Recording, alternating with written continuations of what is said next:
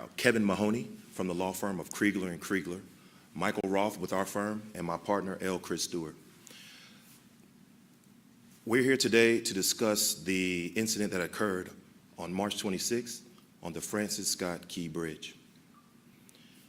America has always been a place where dreams come true. And for our clients, on this day, that dream became a nightmare. As you know, the Francis Scott Key Bridge incident killed 6 and injured others. And today, we're going to talk to you a little bit about the case and give you some updates on our clients.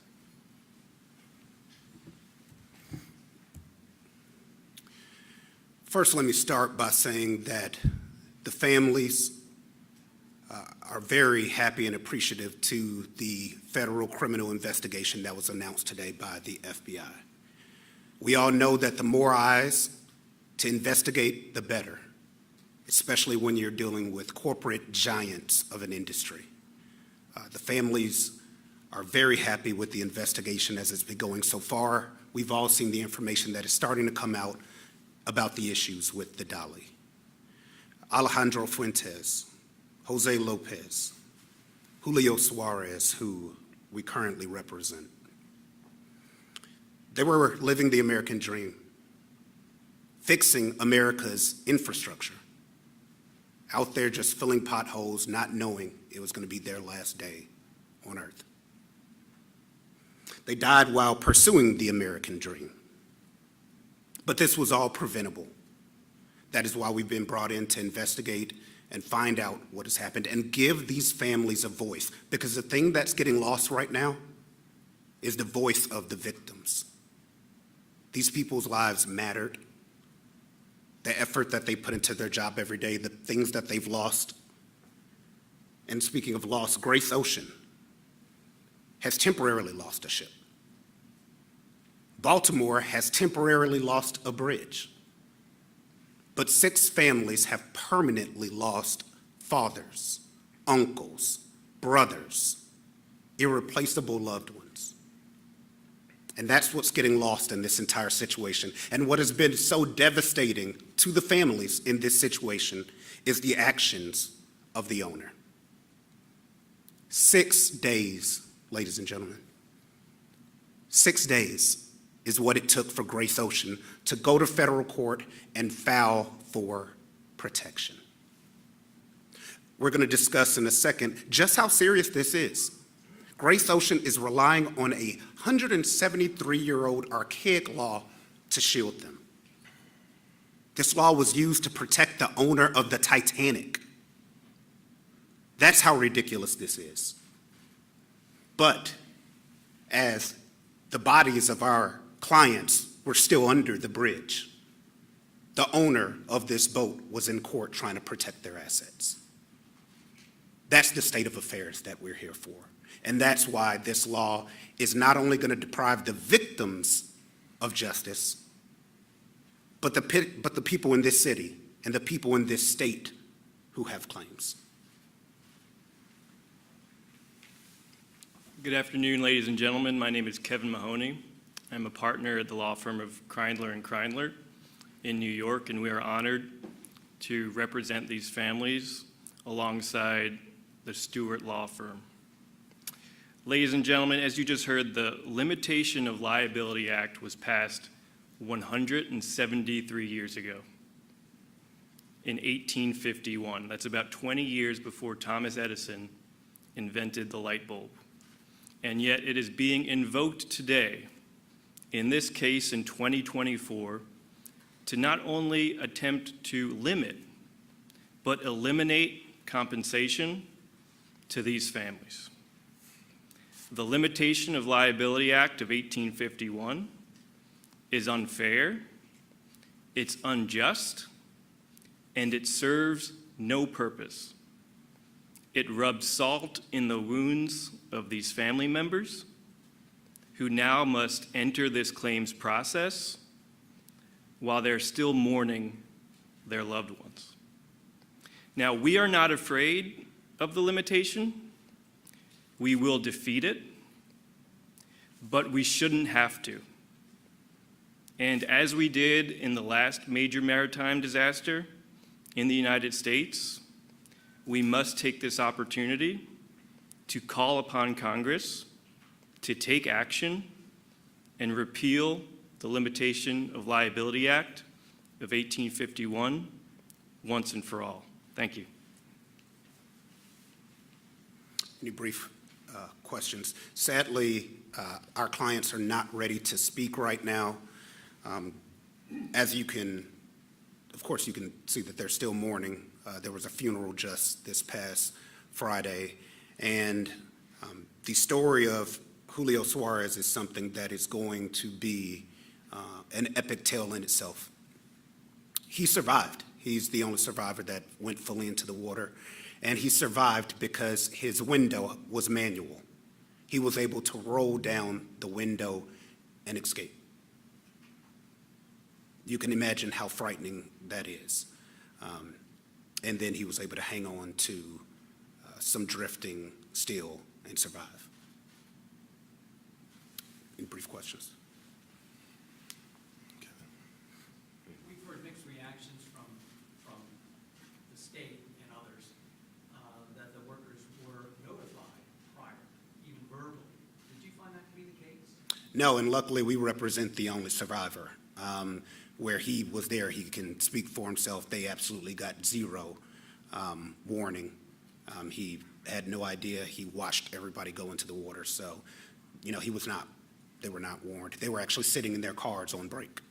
Can you tell us, he went into the water, rolled down the window, gets out of the vehicle that he was in, he was the only one in that vehicle? Yes. Okay. Where does he go from there? You said he swam to a piece of the bridge. What was the next step? How did he get help?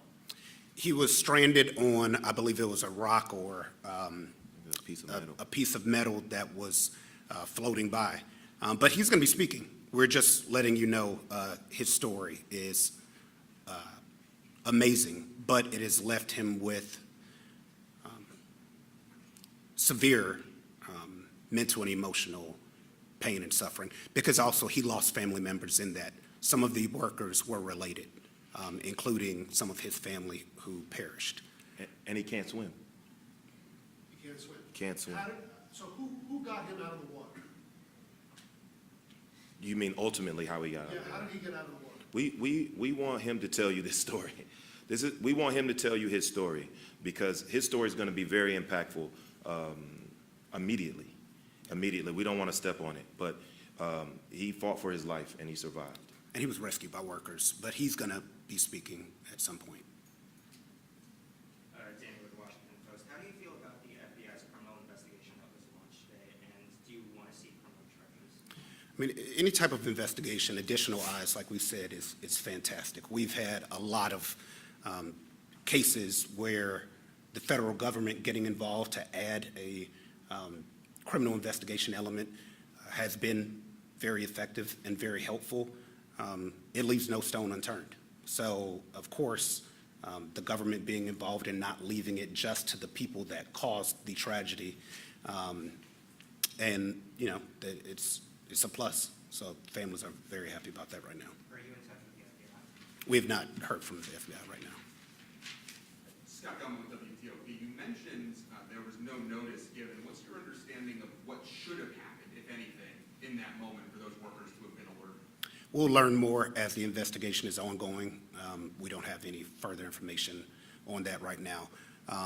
As everybody knows, the facts are still coming in. The only thing we've really been doing is grieving with the families. It hasn't even been much talk about the legal process and things that are going on.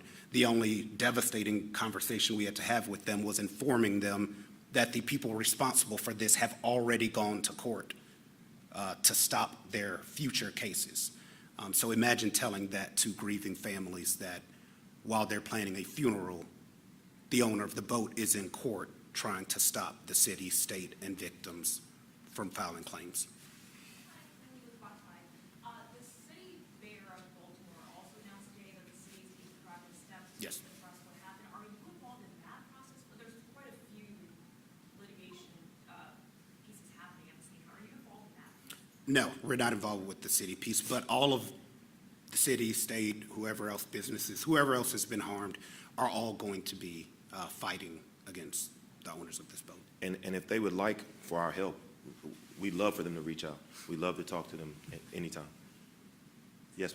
Beatrice Peterson, ABC News. I was just providing you some more information about any lawsuits that you guys are filing or planning to file. And I also want to hear what justice looks like for you, for these 3 men who are victims. Yeah. Can we draft the petition? Sure. So the first step for us, because we're required to do it, is to file a claim within this limitation action presently pending in federal court in Maryland. And from there, the claims will proceed like a normal personal injury lawsuit. And we will seek the maximum available compensation for our families and the victims. Just to piggyback off that, so this case it's essentially you're filing a response to Grace Ocean's, what they've already filed? Yeah, we're required to file by September 24th a claim against the vessel owner, the petitioners in that proceeding. And if we were to go, for example, to a different court, it would be dismissed because the court's order has stayed all claims against those parties, the vessel owner. Okay, so it'll just be one case, and it will be proceeding that. The case against the vessel owner will proceed in federal court in the limitation proceeding. There are potential avenues to proceed in another venue, a state court venue. Those options are on the table, but at this early juncture, the first step will be to file claims within the limitation proceeding. You mentioned that you want Congress to repeal the Limitation Act. Can you talk a little bit more about that? Yeah, so in a normal personal injury claim, the injured party takes their time, investigates the claim, and brings the claim in a venue of their choice. And what the Limitation Act does is it flips that on its head. The petitioner brings the claim in a federal venue, which can operate to deprive the injured parties of a right to trial by jury. And it's the injured person who was wronged, in our view, who should be able to select a venue of their choice, who should obtain a trial by jury if they want one, and who should not have to face a limitation or potential limitation of the damages that they are owed. This is just going along with the, following up on the procedural path of this case. So as the judge indicated that he's going to wait until all claims are filed by the 24th, or September 24th, before ruling on whether the ship owner can limit its liability in this case? Just how does this case proceed? So the case will proceed once the monition period is up in September, late September. Much like a normal injury lawsuit, there'll be discovery, and we will be investigating through that discovery process the liability of the vessel owner under maritime law principles, with a little bit of complication here, given that the National Transportation Safety Board's investigation will take precedence, and they have basically exclusive access to the evidence. So we'll have to let that board process play out. And then you have the burden as the claimant to establish negligence on behalf of the vessel owner. And then there's a separate analysis.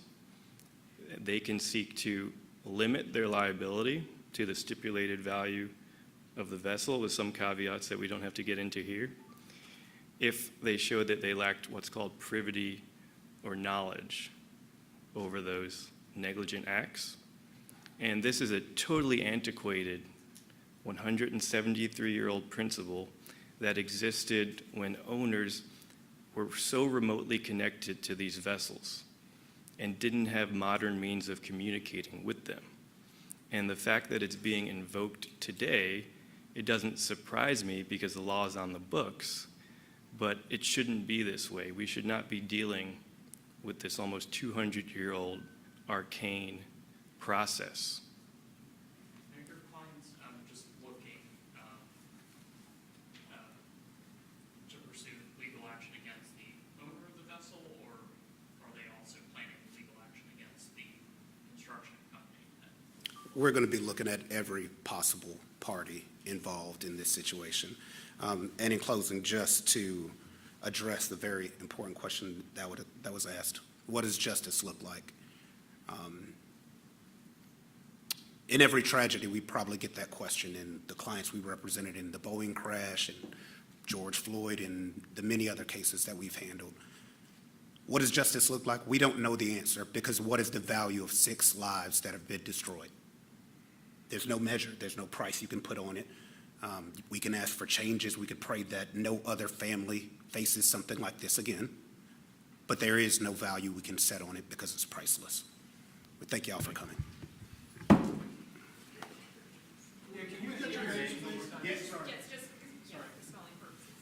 I'm Justin Miller.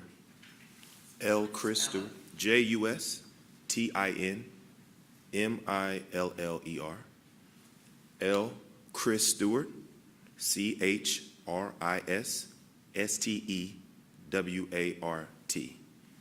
Michael Roth. MICHAELROTH. Right? Kevin Mahoney. KEVINMAHONEY.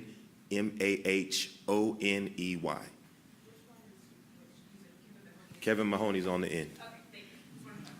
His law firm is called Kriegler and Kriegler, and he's a partner there as well. Thank you. Thank you.